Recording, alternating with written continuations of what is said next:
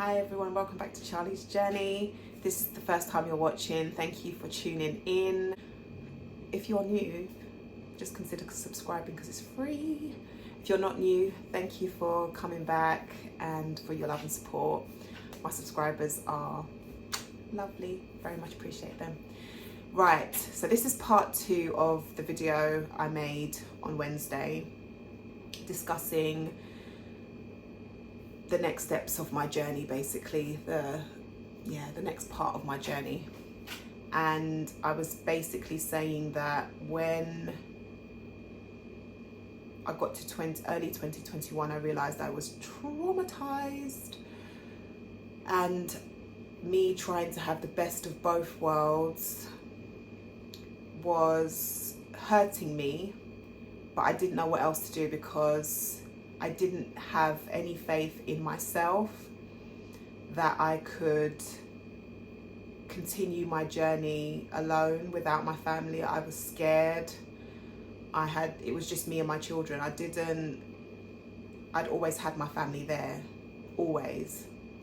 No matter what things I'd been through, I'd always had them there. And I didn't feel confident enough to stand on my own. So I was still desperately trying to hang on to having the best of both worlds, as I call it.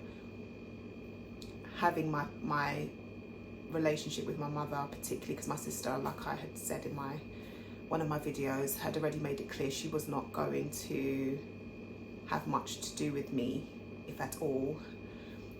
Back in 2019 when I left the Jehovah's Witness organisation, and she very much kept to that. But my mother really did try to encourage me to come back, so that is why she continued making contact with me, and that's the only reason she did, because she was very devout. She is very devout, and she would never want to do anything that seemed like she was going against Jehovah or the organisation. So she only reached out to me so that she could try and encourage me to come back.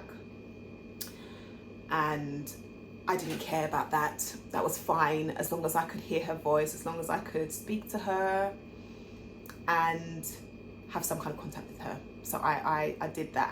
And like I mentioned in the other video, I was grappling with certain things. There were certain things I had learned. I'd allowed myself to learn about the organisation that were very devastating, that were life-changing and uprooted all of my beliefs and principles that I had been brought up with, or most of them I'd been brought up with. My foundation of life, basically, as dramatic as that sounds, that's how it felt. My foundation of life had crumbled underneath my feet, and I didn't know who I was. I didn't know what I believed. I didn't know where to go, and I had nobody, and I had no space to process any of it, because I was very much a mum. Still am very much a mum. I'm a mum, and my children undoubtedly come first, and their needs and looking after them. And I was working as well at the same time, and dealing with other things that was happening in my life that I won't go into, personal stuff, but other things. And I had no therapy. I had no one to talk to about it that understood. Don't get me wrong, I had friends, close friends in my life that I did allow me to offload and share with them what I was going through, and obviously they sympathized with me, and of course they sympathized with me, but none of them had gone through what I'd been through and couldn't understand to the extent that somebody who has either been trained to deal with that situation or somebody who's been through it firsthand would have. And one of the things I did do early on leaving is try and look for an ex-JW therapist, and I did find a couple, but I just couldn't afford it at the time. So it was a tough time. It was a really tough time, and then unfortunately by March 2021, I can honestly and safely say from the end of March 2021, things in my life got things in my life got significantly worse for me. Significantly worse. And I won't go into it. I can't go into all of it. But it's safe to say from March 2021 until December 2021, with all the things that happened to me,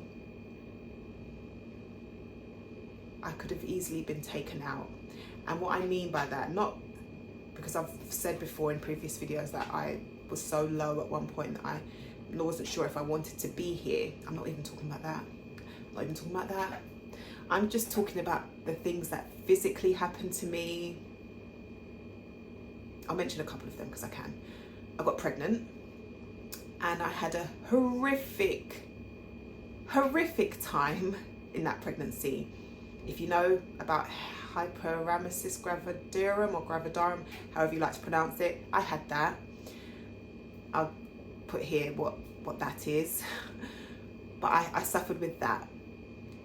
And I think we'd gone into another lockdown, or we were coming out of a lockdown or something.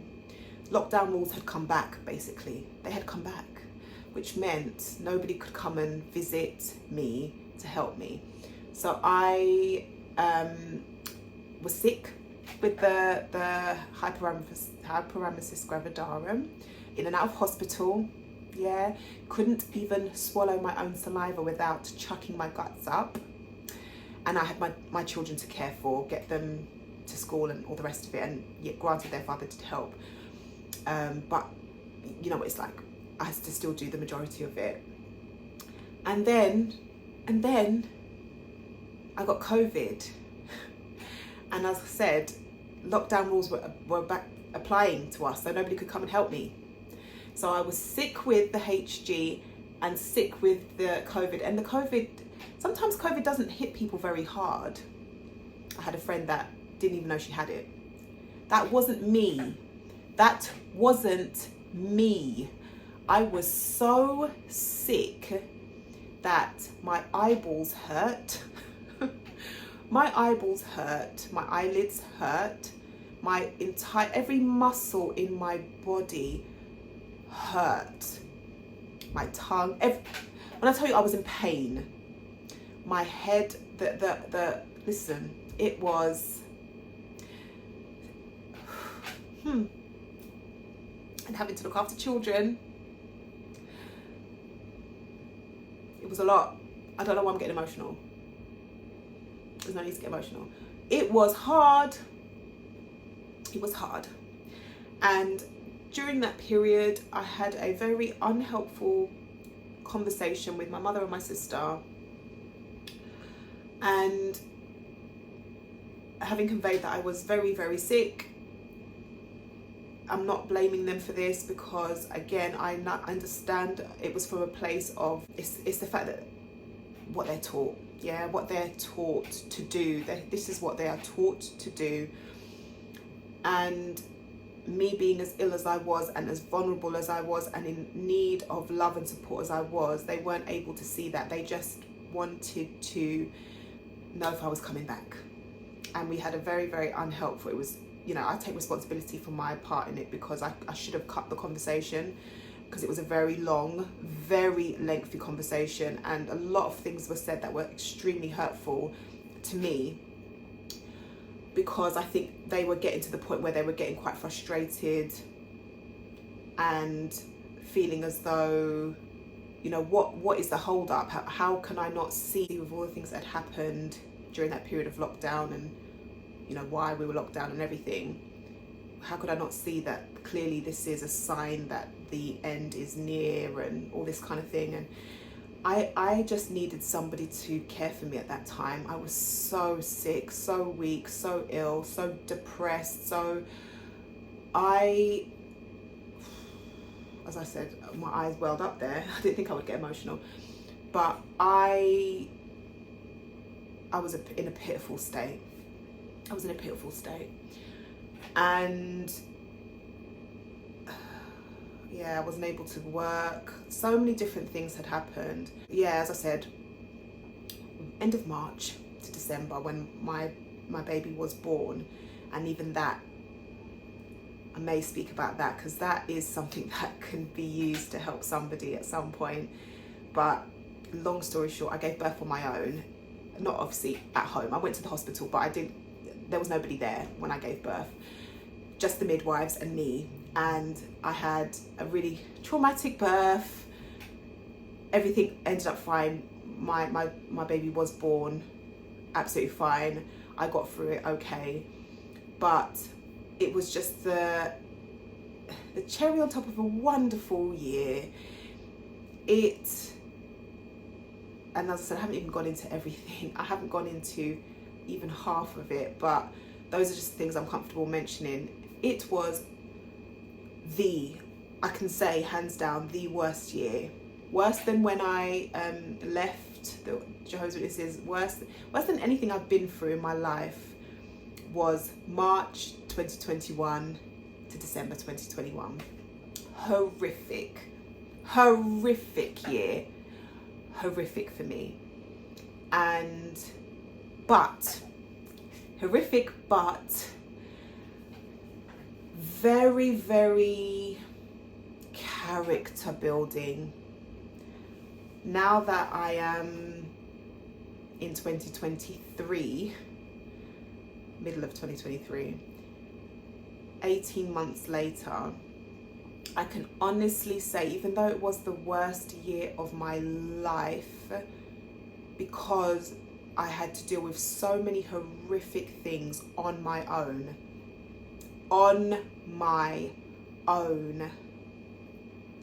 I was tested in ways that I didn't think were possible to be tested.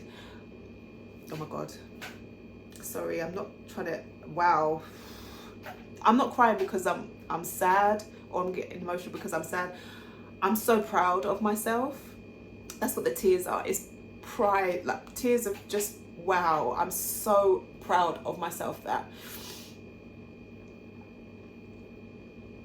I went, because it wasn't just mental and emotional things I went through. I'm talking physical, like everything that you can think of being, and every way you can think of being tested, physically, mentally, emotionally, psychologically, everything you can think of, I went through in that period of 2021.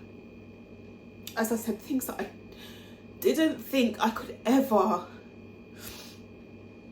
survive physically, mentally, psychologically. Things I never thought I could ever do, I did.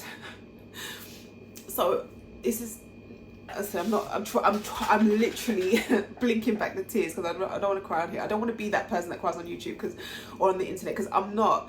This isn't a, you know, it's not for pity or anything like that. It's literally, I did not expect to, didn't expect to get emotional.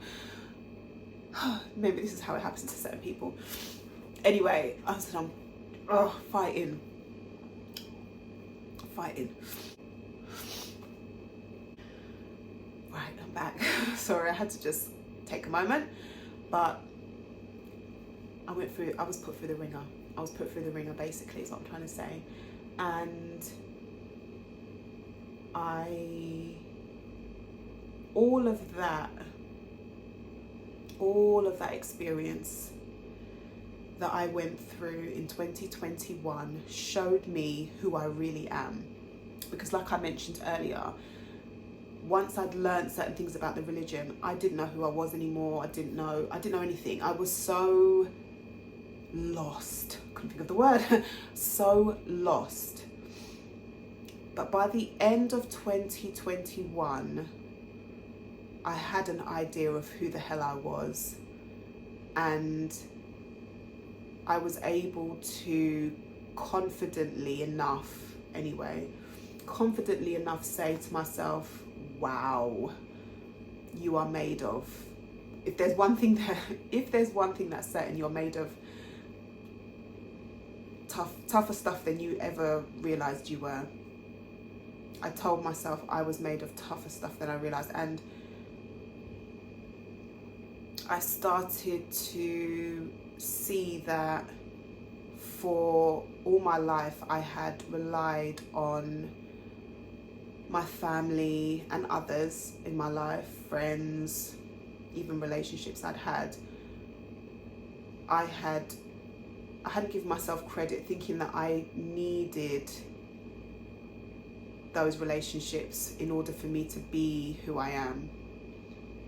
Always used to say, oh, I don't know, I would never survive if, you know, you weren't my friend, or if you weren't around, or if, you know, I didn't have my family, I don't know what I would have done. And basically those answers were given in 2021 when I was put through the fire and I had no one. And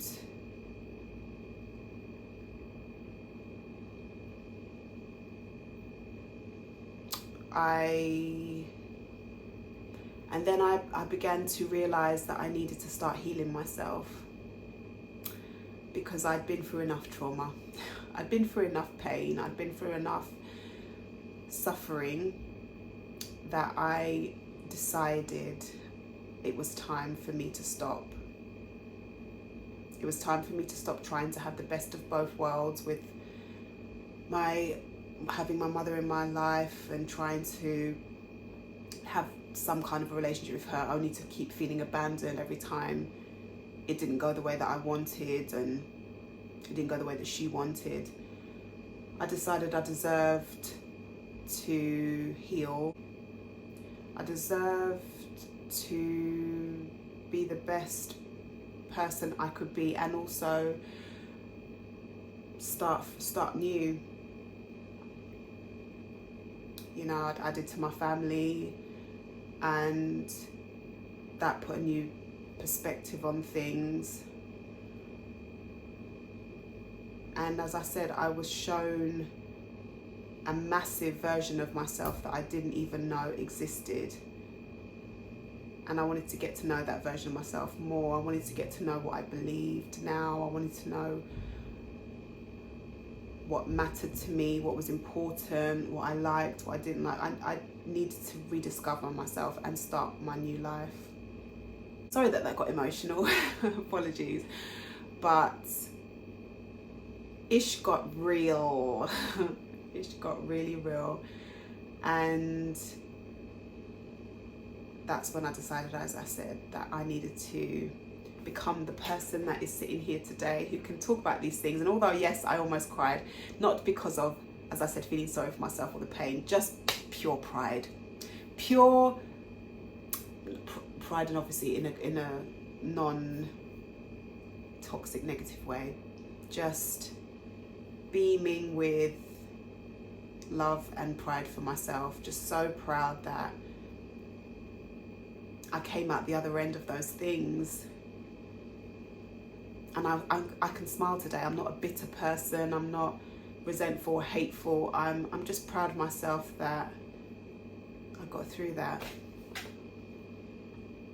And anybody that's watching that's been in a similar situation, not even necessarily that all of the stuff that's happened, or that happened to me, you know, because I was ex-chosen, it could be because you came out of the closet. It could be because you just bucked against the norm, your family's expectations for you. You went and did something that wasn't expected of you for you. You know, you did something that was drastic to save yourself, when everybody else maybe thought that you were selfish, or maybe everyone else didn't understand. Like, you can relate to what I'm going through. If you lose, you know, important relationships in your life, if you've lost important relationships in your life, if you have gone through something hard, you can relate to what I'm saying. It doesn't have to be just because I'm an ex-Jehovah's Witness. So I hope that you can still gain value, and I'll be sharing more uplifting, positive things now. I've got all the horrible stuff, or most of the horrible stuff, out of the way, unless I need to make a video on it if I get more questions or things like that. And my aim is to one day have a podcast and speak about my experiences on a more, what's the word, one-on-one personal basis. I'm dreaming big. I have visions of myself using the things I've been through, my experiences, to help others in an even bigger way. As I said, for now we're here. If anybody, as I said, has gained any value, please like the video. Please reach out to me if you need to, if you want to. And until we speak again, or until I speak again, thank you for watching my video. Again, apologies for the emotions. I wasn't supposed to get like that. That is not what we do here. We don't need to cry because good things are coming. Please like and subscribe, and I will see you on my next video.